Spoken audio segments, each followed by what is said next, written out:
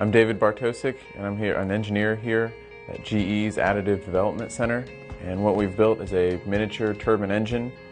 This is built using an additive process called DMLM. One of the big advantages of this process is you can redesign your parts with new geometries and new alloys that typically aren't available because you're building your parts layer by layer. This engine is a perfect example of that.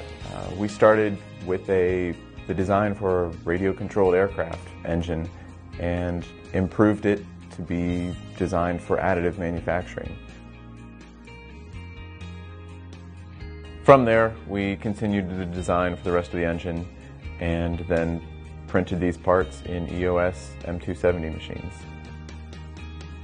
We're using high-strength, high-temperature alloys that typically aren't available for the RC industry. There's some post-processing that has to occur, some machining and polishing of different parts.